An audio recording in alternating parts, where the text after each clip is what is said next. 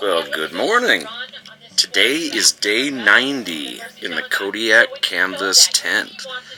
I am just watching a replay of the NCAA Cross Country Championship from last year, and I'll be doing a full review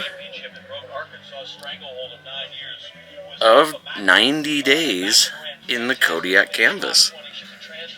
Looking forward to sharing the day with you.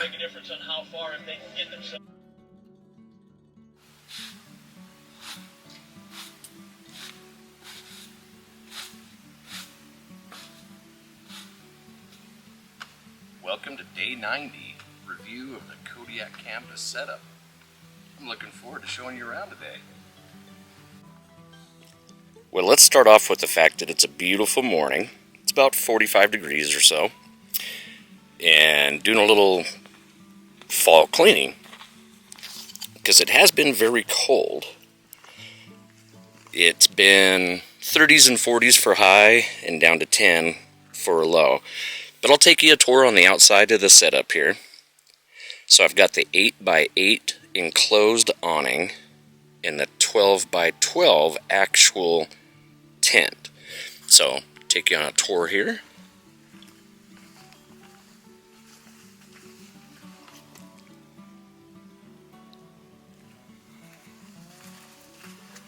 Try to pan out as much as I can to give you different visuals of just how big it is.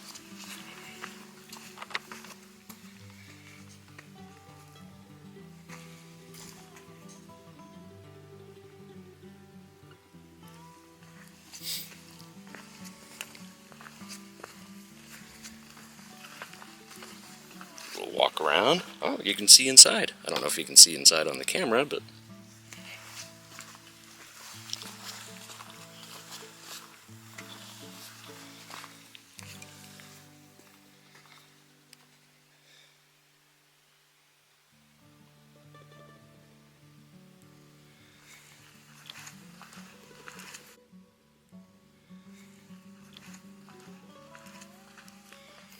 alright, let's see if the light is working okay. You can see that I have a trench, hopefully you can see, that I have a trench along this side of the tent. That way when it does rain or snow melt real fast, the water just goes right down the trench and flows away from the tent.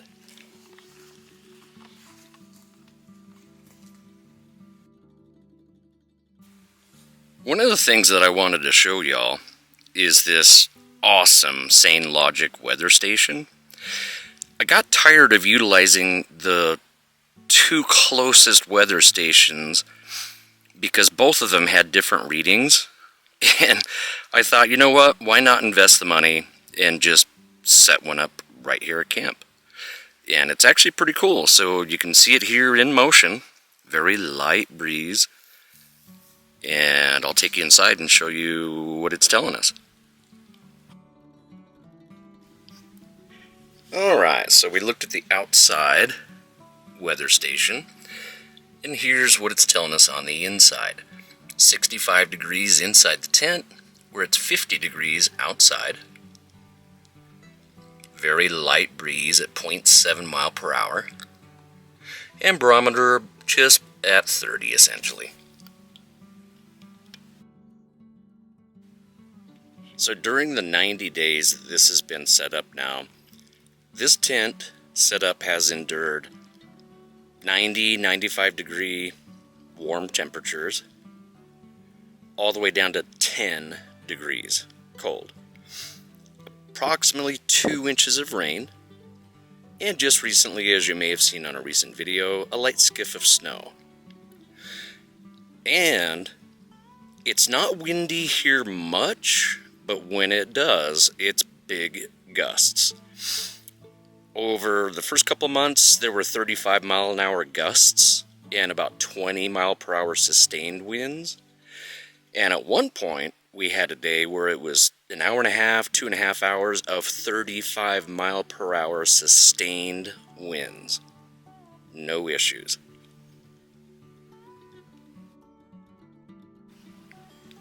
Well, let's do a tour of the setup.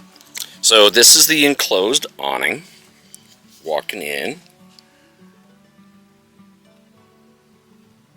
I'll explain a little bit here. So, propane tank powers the Mr. Heater Portable Buddy for instant heat in there.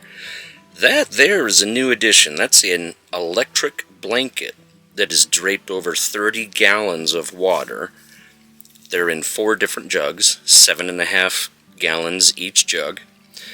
And that blanket on its low setting is 90 degrees. So when it's 10 degrees outside, keeps the water warm, doesn't freeze. Over here is the office setup. I'm extremely fortunate to work for an organization that allows me to work remote, manage the company, and as long as the company's successful, I keep doing what I do. So that's good. So it hasn't really changed in here because the setup works.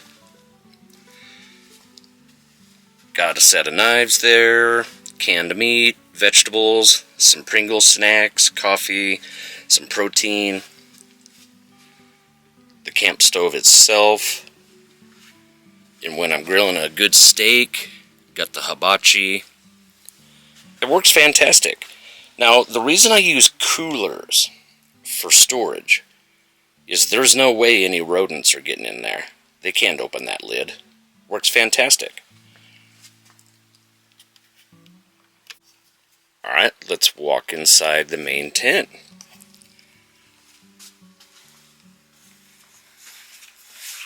So here we've got our power station and fire extinguisher, which I'll mention later, but the power station that runs the TV, the fridge.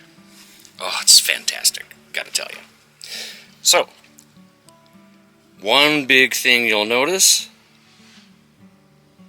the inflatable sectional couch is gone. Just like I said on the day 50 review, it just got too cold, even 40 days ago, to sleep on that. So I did end up just setting up a double sleeping bag with a comforter over that and what is commonly referred to as a Mexican blanket over that. And then moving over here, got the wood stove going all the time. Absolutely love it. There's so much room in here, it's ridiculous. I don't know if the camera really shows. But I'm going to zoom in here to show, for those that may have not seen a previous video, the tent is sitting above ground. And then there's indoor carpet. There's 1x4s. And then there's plywood, and then there's indoor carpet on top of that. It's extremely comfortable in here.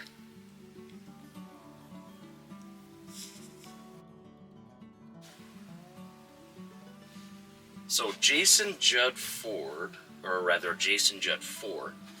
had some good questions.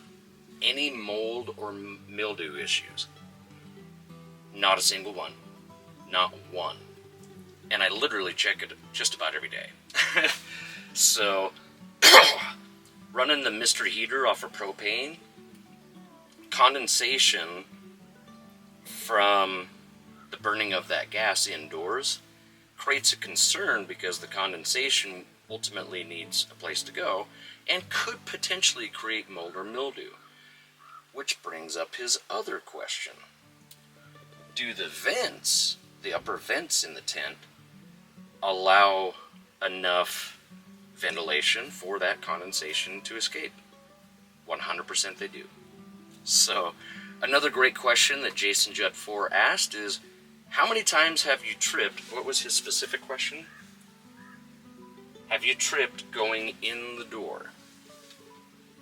In the door, very, very rarely. Out the door, for whatever reason, it is a few inches above ground, and I do find myself on that first step, even 90 days later, tripping a little bit. Even to this day, it does happen a couple of times. And it's so funny, I catch myself every time, like, gosh, you'd think I'd get used to it by now. But, great questions, Jason Judd 4. Thank you so much. So I'm going to give you a closer tour of some of the specifics of the tent. Excuse me. So that upper vent right there, and I'll back away so you can see that is on the top, is essentially what Jason Judd 4 was asking about. Are those vents, which are on either side of the tent, enough to allow airflow and release the condensation that would be created by burning propane? Answer is 100% yes. It's amazing. I literally haven't had to do anything else. Now granted, I'll get into more specifics of how I use the Mr. Heater propane heater. It's for a very short time, usually in the mornings. So what I'll do is I'm super warm when I'm covered up and laying down. I get up, it's 10 degrees outside, and in here actually. I crank up the Mr. Heater, warm my toes, put on a sweatshirt, my wool socks, and by the time I'm dressed and get the coffee going and I'm moving around, I shut it off. So I really only use it for maybe an hour, hour and a half in the super cold mornings, and that's it. Now what I use most of all in the super cold environments is the Alpine wood stove by Camp Chef. Man, this thing is awesome. But it takes a lot of maintenance. You may recall I did a video where I cleaned out the flue chimney pipe, but you haven't seen the gross chore. So not necessarily gross, it's just dirty. So ultimately, and it's come down to about once a week, I'll clean out the ash. And I use a metal container to put the ash in. Because the last thing you would ever want is to use a plastic bag or anything else and accidentally put a hot ember into something that'll burn. So about once a week, I'll clean out the stove. And ultimately the reason why you'd want to do it is because the air will come in low and the air will go out hot. So if the air can't come in low because it's so saturated with ash that there's no airflow, you're not going to get a fire. You're going to be constantly battling, trying to keep a fire going. So just clean it out as often as you need to. And this is the dirty part of the job. But it's not hard.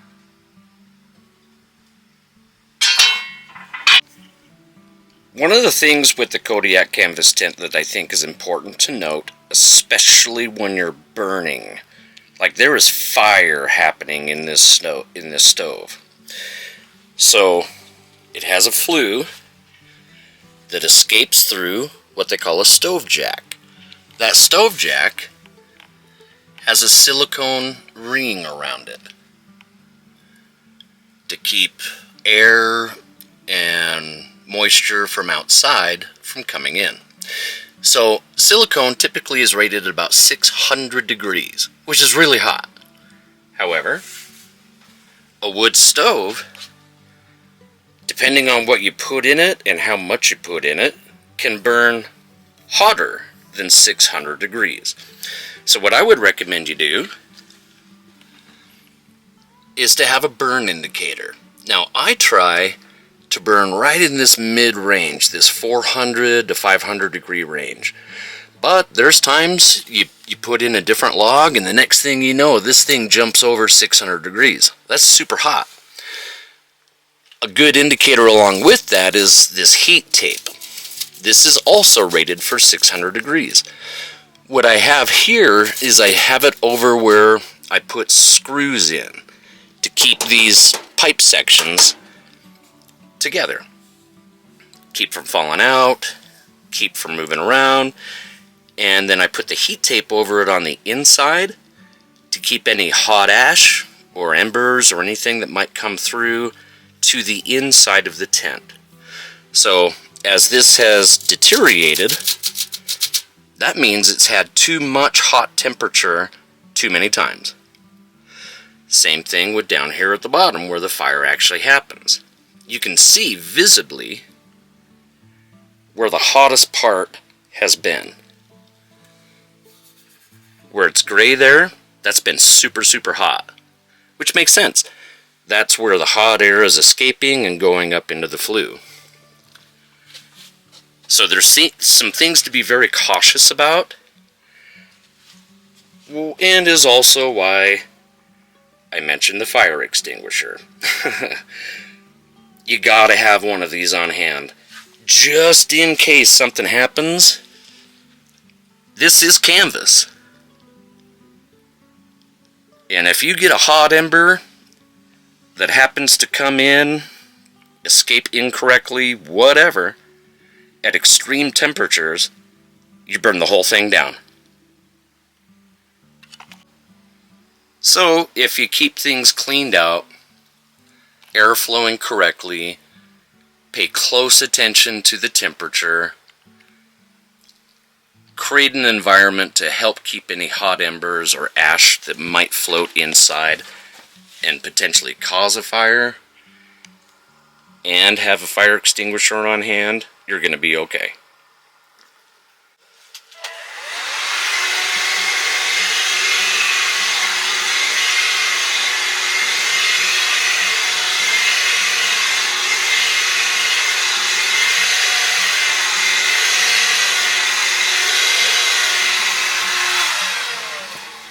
So, I'm out here, totally remote, wilderness, and I'm vacuuming. Where do I get the power? You know, it's actually pretty interesting. There isn't a power line anywhere near me, but I'll show you how the power here works. The absolute main source of power, and I did this intentionally being off-grid, is solar. Harness the power of the sun to create power, to create comfort. So what you see here is 4 solar panels. Each of them produce approximately 100 watts of power. So at any given time, at their most powerful output, would be 400 watts of power. But that's not the way it always works. In fact, I'll show you an example of the current as of this moment, which is about just past noon. How much power is coming into the power station? Alright, so just past the noon hour. Hopefully this registers during the actual video. There's 212, 211 watts coming in from the solar panels at this moment. There are 22 watts going out. That's 10 times the power that is needed currently that is coming in. But what that really means is depending on usage, such as during a work day, I've got the work laptop and dual monitors going, a tablet. I'm using approximately 75 to 100 watts per hour coming in. But at any given time, as an example right now, I might have 200 watts coming in. I still have more power than is needed. But inside, we have the refrigerator going. And when it cranks on, that's 700 watts that immediately kicks on to that power station. Sorry about the zippers. And it only lasts a moment, but then it might run 60, 70 watts per hour, and then it may not take any wattage whatsoever for hours. So the power need is always fluctuating, especially if I'm watching television at night. I'm watching Roku, Netflix, YouTube, whatever. Well, that takes power. The solar provides the vast majority of it. When the solar panels don't provide me all the energy I need, I do have a 4,000 watt generator that I love, and it runs off propane. I don't have to worry about gasoline, because in the dead of winter, gasoline will gel up, propane will not. So here's what's great about it so far. In 90 days with 24-hour days is 2,160 hours. I've only used this generator 12 hours. That's approximately 0.5% of the entire hours needed for power that this thing has ever had to actually kick on. But when I did need it to top things off, absolutely awesome.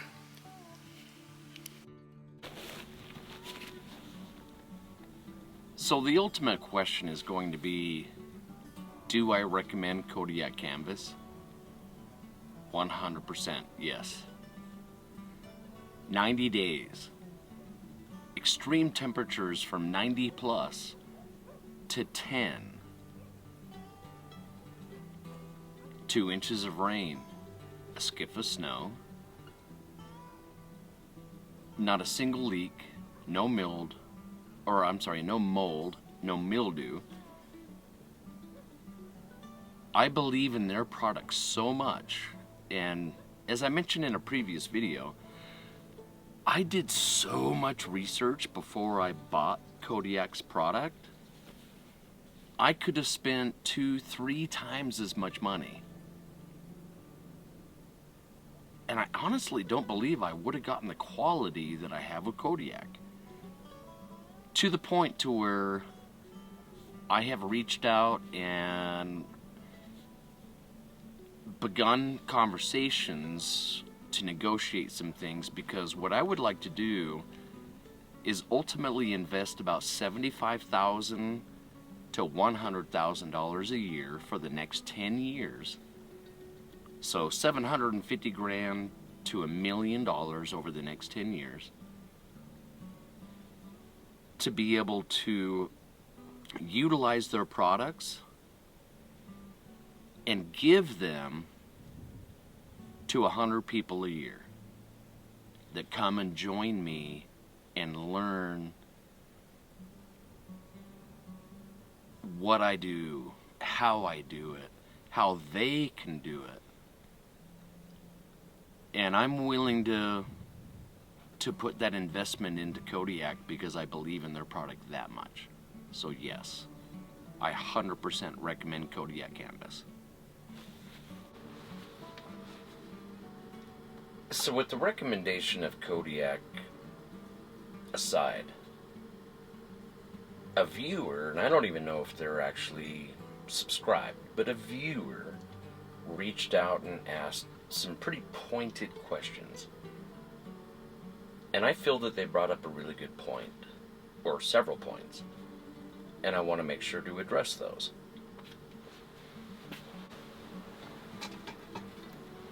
So what they specifically asked was, and it was GB Marie 836, 2 weeks ago. I searched all your videos and still confused what you were all about. Okay, let's try to address that. They said, not enough personal information about you. Who are you? Some history about what made it, or rather motivated you to this. A tape of written words does not provide me with enough about who you are and what are your goals. Your videos show too much up close. Cannot see your area. Not meaning to be a troll, but you need help with your videos. Alright. I think I agree with every single one of GB Marie 836's points. So let's start at the beginning. Not enough personal information about you. Alright, so I'll share some history.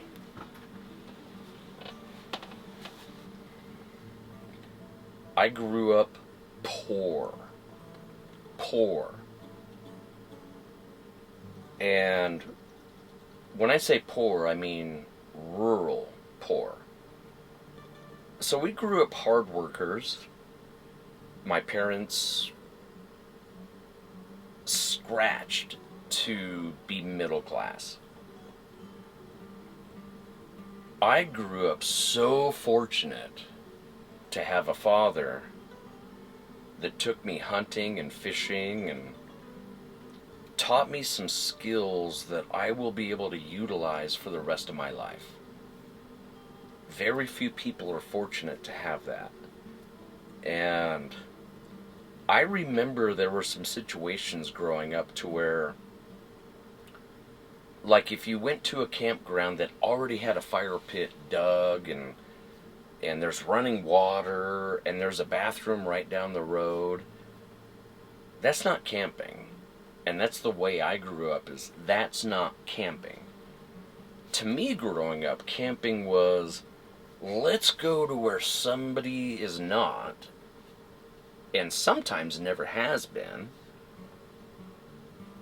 And my father would make me dig a fire pit for the family. So I was out there with the shovel, a 7-year-old kid, digging out this fire pit, making a hole, putting rocks around it, and then going and collecting firewood that we would eventually put in the fire pit and then create fire. And I was a part of that. It didn't already exist. And learning how to collect water, and some of the greatest memories of my life were from a very young age in creating something. And it's hard to explain, but if you haven't experienced it, you may not never understand. But I've lived a life to where I've had huge ups and downs. As a young boy, I lived all around the country. And different environments, rural to inner city. And as I grew up, and I used the knowledge that I gained throughout just lifelong experiences and business and everything, I managed some companies over the years to where I had the means to charter a jet and fly from North Dakota, as an example, where I was working on a project for many, many months. Every 2 weeks, I would charter a jet and fly to Mesa, Arizona, meet with friends, get in a limo, and go to Arizona Cardinals football games, as an example. I mean, I had the means to do that. I would charter a jet, fly down, pick them up in a limo, treat them to a football game, have a lot of fun.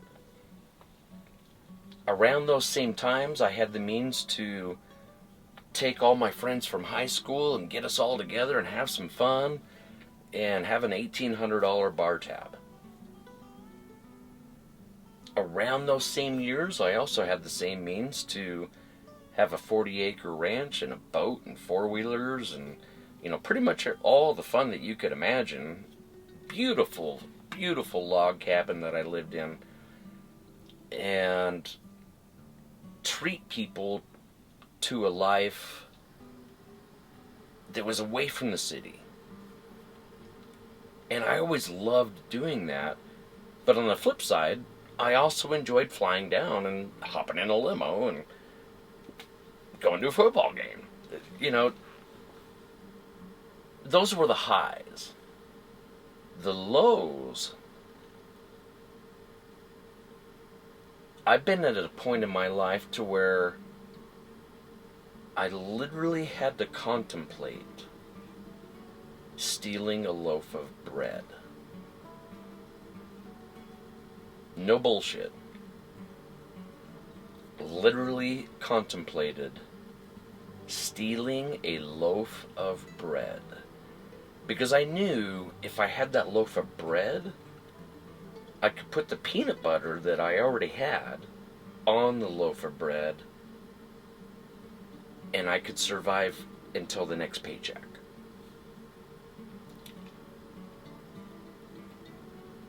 Both memories will always be with me. I did not steal that loaf of bread.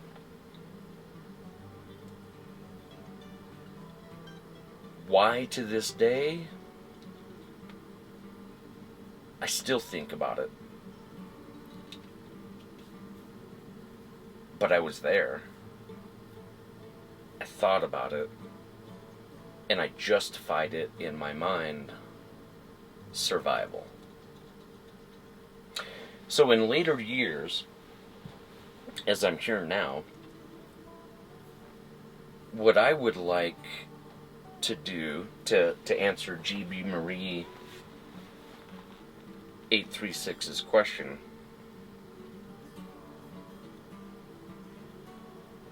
what are your goals? My goals with Sundance Serenity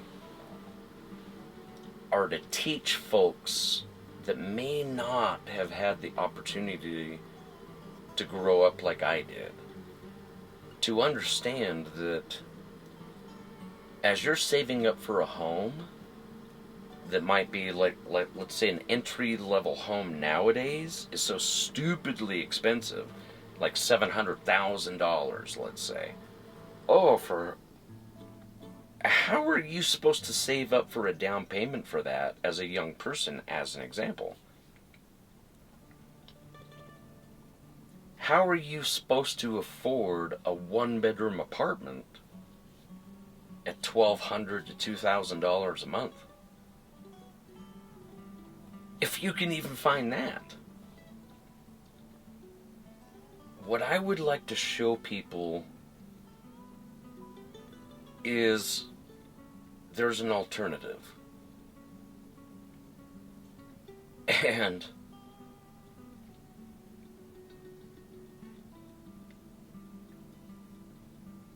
my gosh, if you're just given the opportunity to be shown how to live a different lifestyle and yet still have comforts as I've shown, and be debt-free, wouldn't you want to know? Wouldn't you want somebody to show you? Wouldn't you want somebody to help you with that? So in my life, as this viewer was wanting to know, what's motivating you to do this?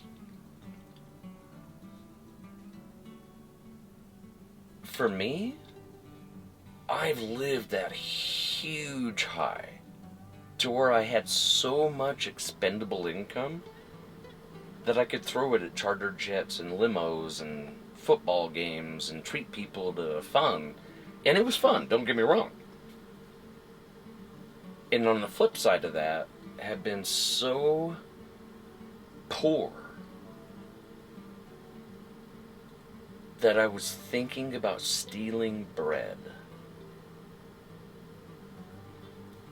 I'm at a point now in my life to where I'm extremely fortunate that I work for an organization to where I can live out here.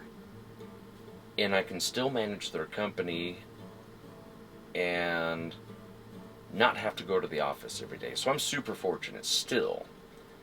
But I make anywhere near what I used to. But you know what? I'm alright with that. I actually prefer it. I'm not chasing the money. I'm living a life that is sustainable, is debt-free, and that I will build. And I want to teach others how to do that. And to help others understand that it's possible.